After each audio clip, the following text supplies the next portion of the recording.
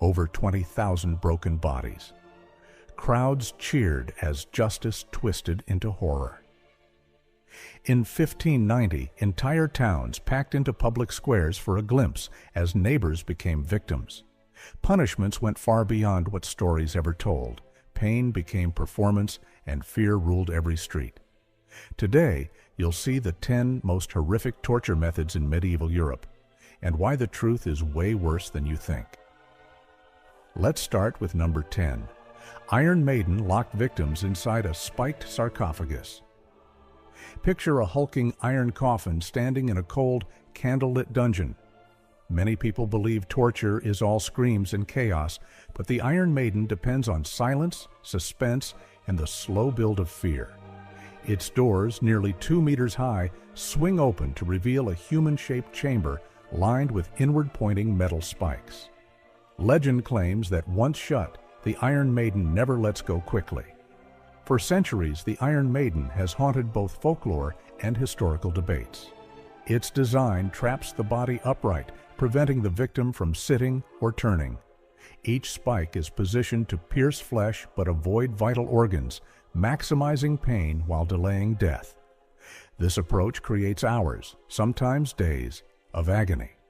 The victim remains conscious, unable to move, facing inevitable blood loss, infection, or suffocation. According to forensic analyses, spikes would pierce limbs, shoulders, and thighs. The heart beats on, panic intensifies, and air becomes precious. But did medieval torturers truly use Iron Maidens, or are we seeing a myth amplified by Victorian sensationalism? Some historians trace the device's first real appearance to 1793 in Nuremberg, centuries after its supposed invention. Yet the legend persists, fueled by gruesome relics and chilling accounts.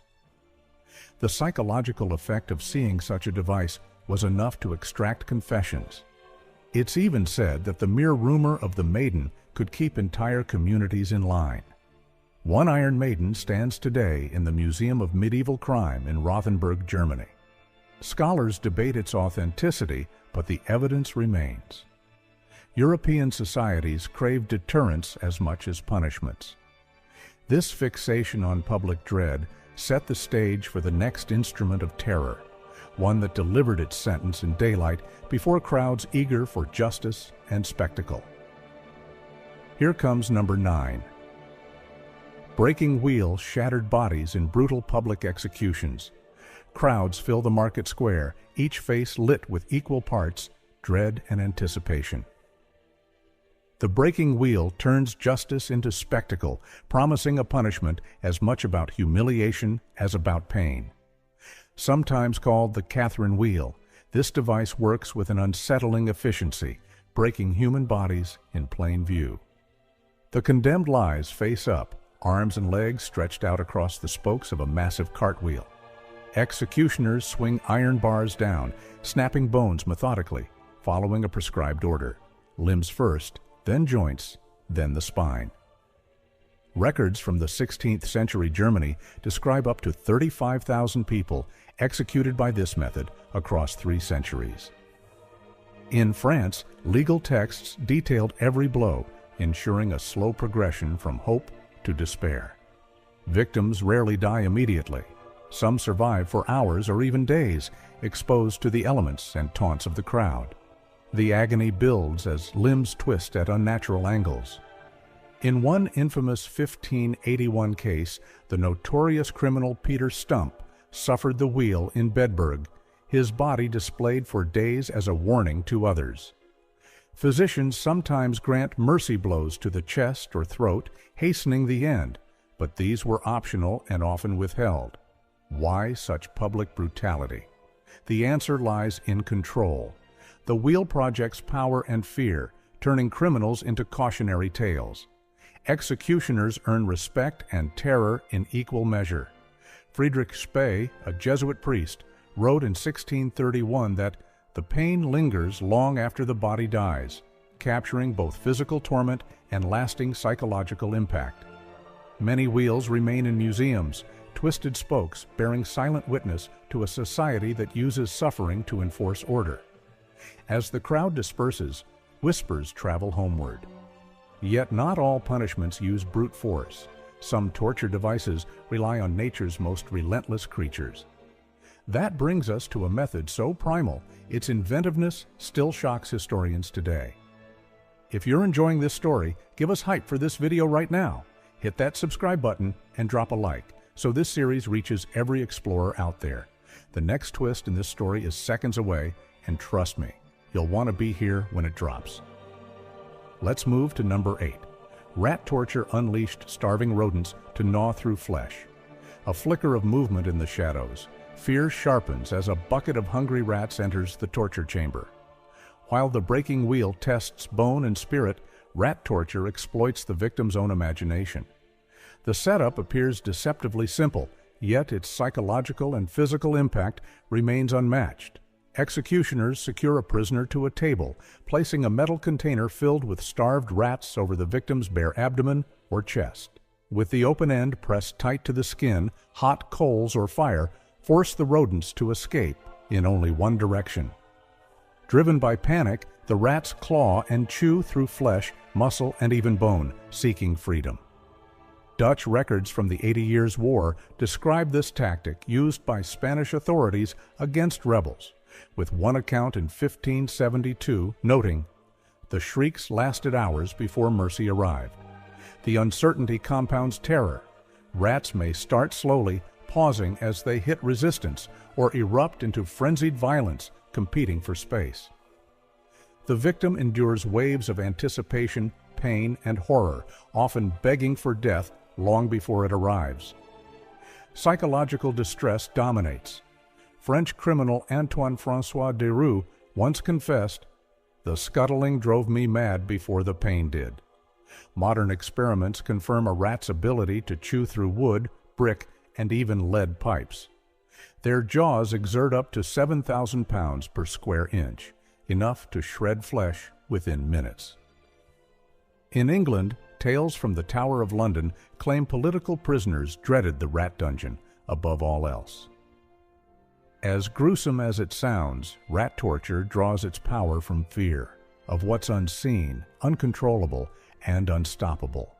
After enduring such primal terror, one might wish for something more predictable. Yet some medieval inventors preferred fiery ingenuity, leading to a device both artistic and monstrous in equal measure.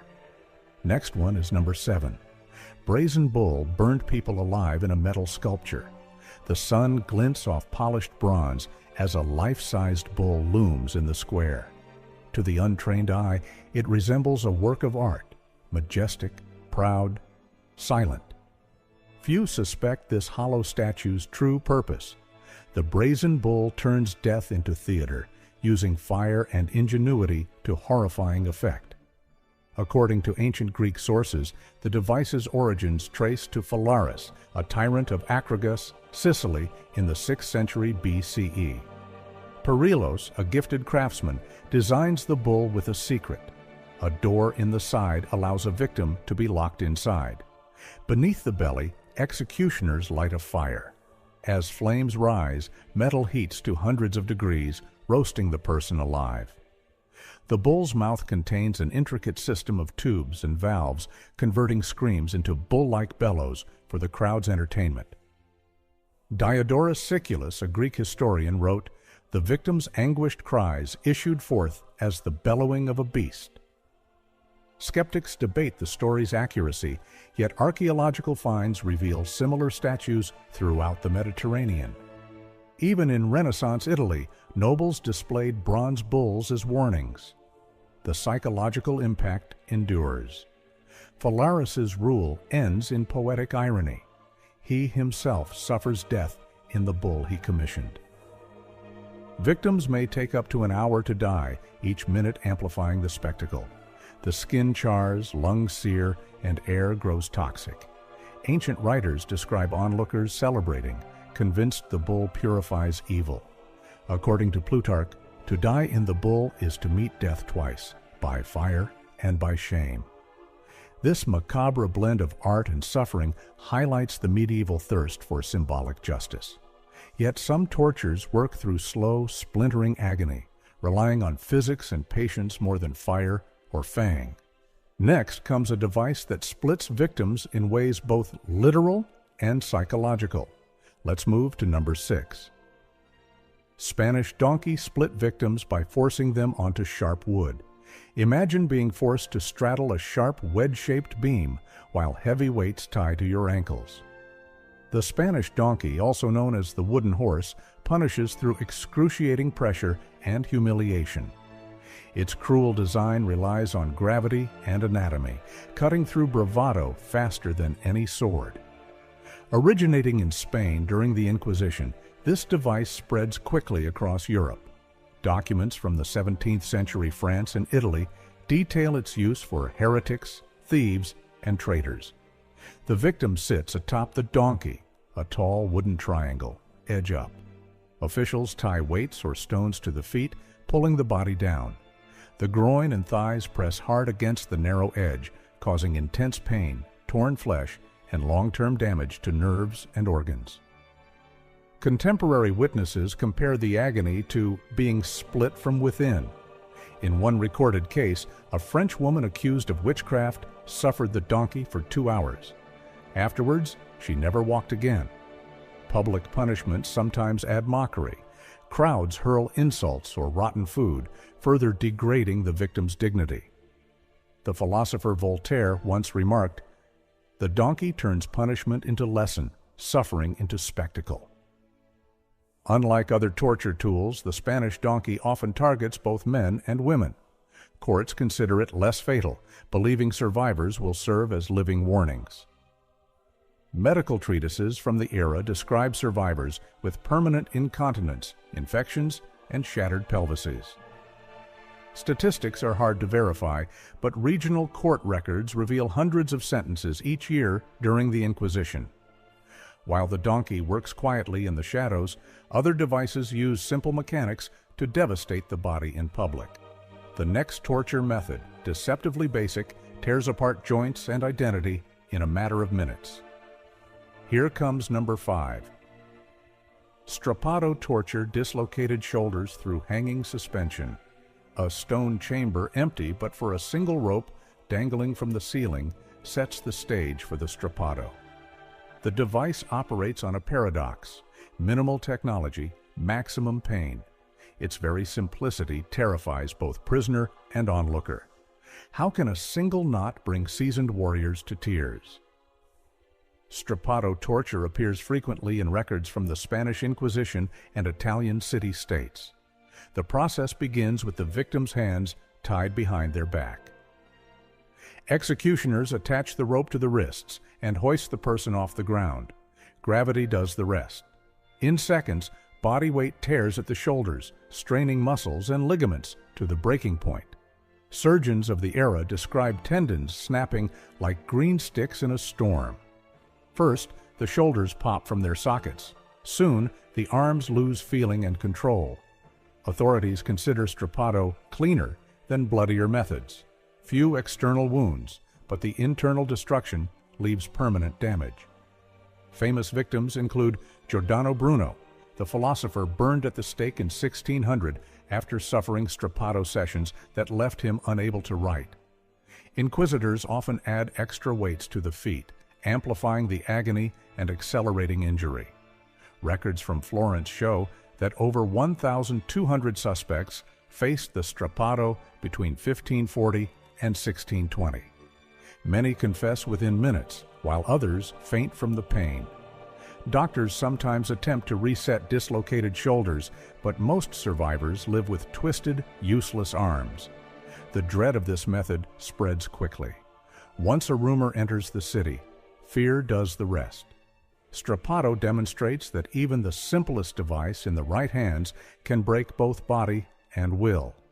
Yet not all tortures stop at dislocation. Some methods cut deeper, promising a gruesome end with every stroke. Saw torture introduces a new dimension to medieval cruelty, blending brutality with morbid efficiency. Next one is number 4. Saw torture sliced living bodies completely in half-night falls, and torches flicker as a condemned soul faces the saw. Unlike elaborate machines, this torture uses an everyday tool, yet its outcome proves both shocking and unforgettable.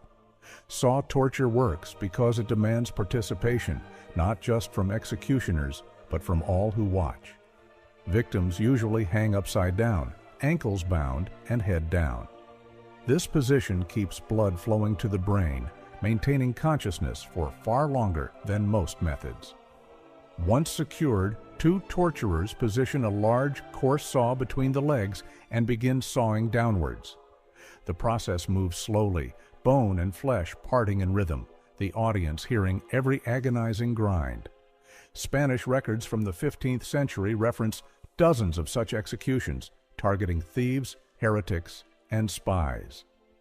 The psychological torment intensifies as the victim realizes the horror unfolding inch by inch. In some cases, the saw stops at the abdomen, leaving the condemned alive for hours. Accounts from Ottoman territories describe victims begging to be finished, while onlookers debate the best way to preserve justice. Despite its horror, saw torture serves practical purposes. It uses no expensive equipment, only manpower and a sharp blade. Chronicles from the Inquisition in Aragon mention the saw as a tool of last resort, reserved for traitors and unrepentant criminals. Executioners view it as a test. Only the most ruthless can finish the job. The Hungarian rebel György Dosa suffered this fate in 1514, his death inspiring both fear and revolt across Eastern Europe. Saw torture carves itself into collective memory through shock and participation. The next device, by contrast, exerts its power through relentless tension, stretching bodies and limits, further than anyone imagines possible. Let's move to number 3. Rack torture stretched limbs until joints ripped apart. Step into a candlelit dungeon where the air hangs thick with tension. The rack dominates the room, its wooden frame fitted with rollers and ropes, promising pain that grows with every turn. This device doesn't kill quickly. It destroys systematically, testing the endurance of body and spirit. Prisoners lie flat on the frame, wrists and ankles bound to opposite ends. Executioners crank rollers at either end, pulling limbs in opposite directions. Each click of the mechanism stretches muscles, ligaments, and tendons past their natural limits. The sensation starts as discomfort but escalates rapidly. Bones pop, cartilage tears, and sockets dislocate. English court records from the Tower of London detail dozens of rackings between 1500 and 1650, most notably that of Guy Fawkes, who failed to blow up Parliament in 1605. After hours on the rack, Fawkes signs a confession with a trembling, nearly illegible hand. Doctors report that the rack can lengthen the human body by up to 6 inches. Medical texts from medieval Italy describe survivors who lose the ability to walk, eat, or hold objects. Torturers often pause the process, interrogating the victim and promising relief in exchange for confessions. Yet relief comes slowly, if at all. Witnesses recount how screams echo through the stones, terrifying both prisoners and guards. Legal scholars of the era debate the rack's effectiveness. Some call it a necessary evil, while others warn of its corrupting influence on society. By the late 17th century, critics campaigned to abolish the device, citing cruelty unfit for Christendom. However, its legacy endures, setting a grim precedent for future innovations in pain. Mechanical power gives way to small-scale cruelty in our next chapter, where simple screws transform into tools of relentless torment. Here comes number 2. Thumb screws crushed fingers with intense, agonizing pressure. In a world obsessed with confessions, even the smallest tool can ruin a life. Thumb screws appeared deceptively harmless, just 2 metal bars and a screw mechanism. Their power lies in precision and control, allowing torturers to apply just enough pressure to shatter hope without ending life. The earliest recorded use appears in the 16th century Germany, though versions exist across Europe. The device immobilizes a finger or thumb between two flat metal surfaces. With every twist, the screw compresses bone and tissue, eliciting a unique kind of pain, sharp, focused, utterly overwhelming. Court transcripts from Edinburgh reveal that accused witches sang secrets in the key of agony under the thumbscrew's pressure. Many hooks keep curiosity alive. How much pressure can human fingers endure before breaking? Forensic studies suggest just 70 newtons will crush the first joint. Yet torturers can stop and restart at will, adjusting the experience to match the prisoner's level of cooperation. Multiple fingers may face the screws in sequence, dragging out the confession process for hours or even days. Stories from Scottish witch trials document entire villages paralyzed by the threat of thumbscrews. A tool for truth, a weapon for silence, writes historian Alice Morse Earle in her analysis of colonial New England's trials. These devices sometimes target toes or larger joints, spreading fear far beyond the torture chamber. As psychological warfare, thumbscrews succeed where whips and chains fail.